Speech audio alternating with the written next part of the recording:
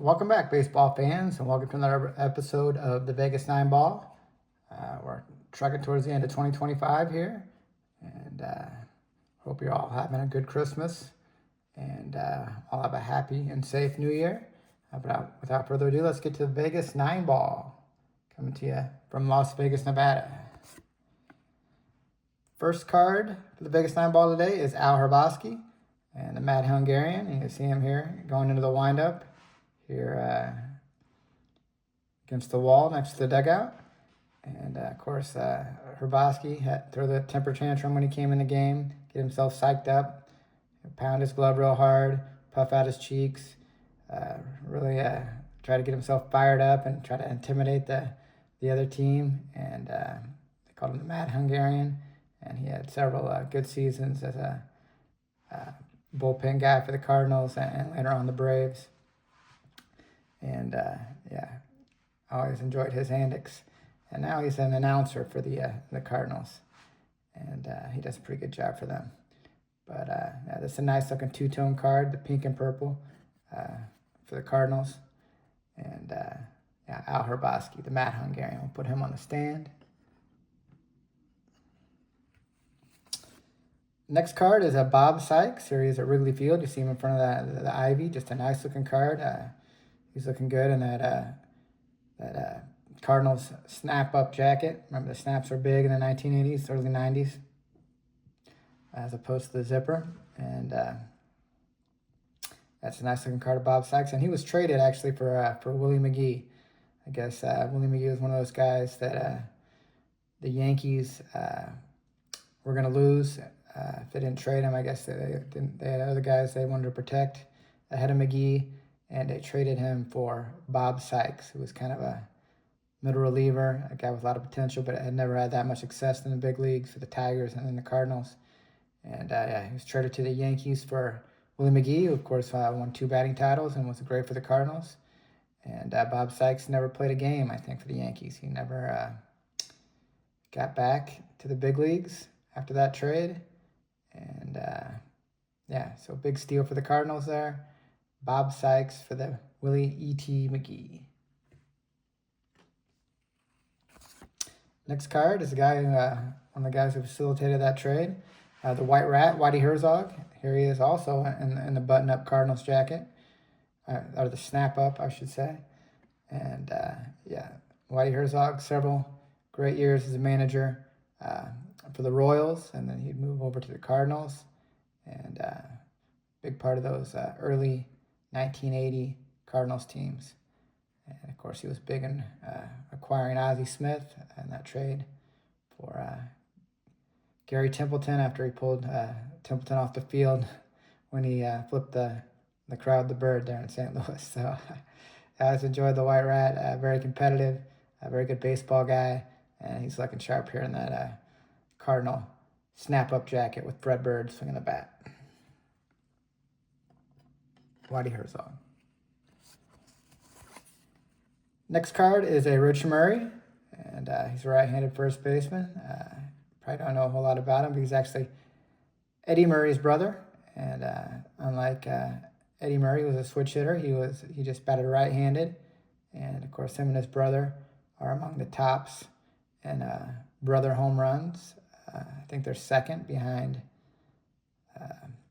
Hank Aaron and Tommy Aaron. And here Rich Murray is in action, also a first baseman with the Giants. Rich Murray. And speaking of Eddie Murray, here he is, and his 3D Superstar card from Kellogg's. And in the early 80s, I think it's just 1980 card. 1981. Looks like it has 1980 stats there for Murray. 300 average with 32 home runs and 118 RBIs. This guy's one of the most underrated players ever. Just put up big stat year after big stat year. And all-time RBI leader in the 1980s. And even after he was traded away from the Orioles to the Dodgers and the Mets, kept putting up big numbers. And that played into the mid-90s, mid or late 90s. And just an outstanding player, really underrated, and always one of my favorite players to watch. Eddie Murray. On the Hall of Fame stand. Next card is an Ed Sprague, and he's pitcher for the Reds. And of course, he played with those great players on the Big Red Machine, Johnny Bench, Joe Morgan, and I think he also played for the Brewers a little later on in his career. But yeah, Ed Sprague. Of course, Ed Sprague Jr., who played for the Blue Jays, father, and here he is pretending he's throwing a pitch here. Of course, come on, man, take the jacket off. You know, if you're gonna pretend, take the jacket off, make it believable. So yeah, Ed Sprague here in his jacket, eyes closed, and hoping it's a strike. Ed Sprague.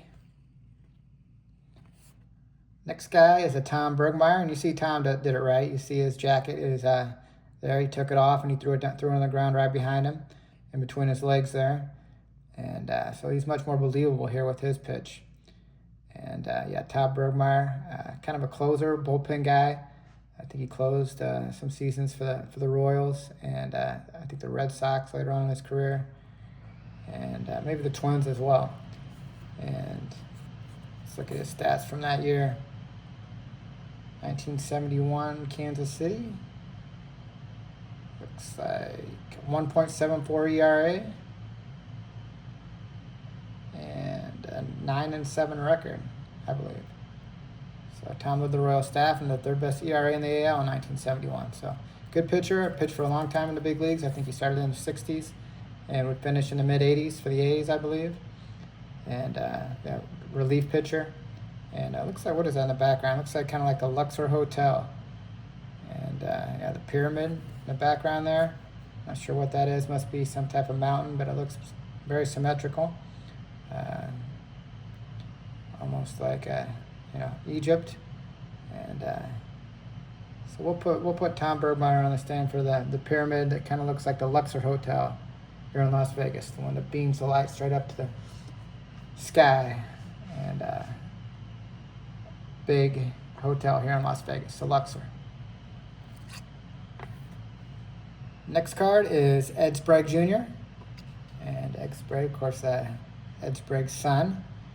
And here he's at third base. And he's known as the only guy to ever be on a team that won the College World Series. I think won back-to-back College World Championships, College World Series, and an Olympic championship, and also back-to-back big league championships for the Blue Jays in the early 90s.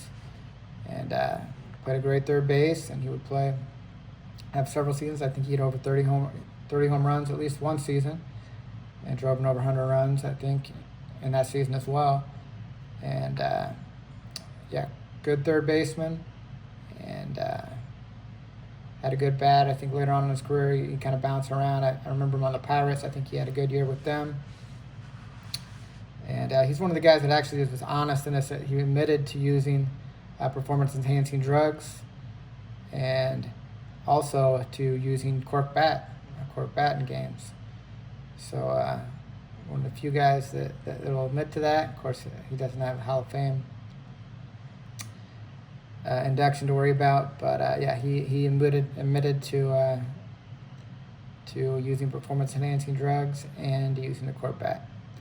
But a very good player. Like I said, the only player ever to win a College World Series, an Olympic medal, gold medal, and a World Series championship. Ed Sprague, good player, for about 10 years in the big leagues, third baseman. And the last card of the day is a George Brett, another third baseman, on the Royals. Here he is down and ready. That's a good-looking Fleer card. And George Brett, always one of my favorite players, and just an elite hitter. And you see at this point of his career, major league totals: 316 average, 150 home runs, and just a big time player. Of course, he had that great 1980 season where he hit 390 and flirted with 400. And George Brett, just a great ball player, one of the best in the 1980s. Put him on the Hall of Fame stand. And that will conclude the Vegas 9 for the day. We appreciate you watching. And Happy New Year to everyone. Take care.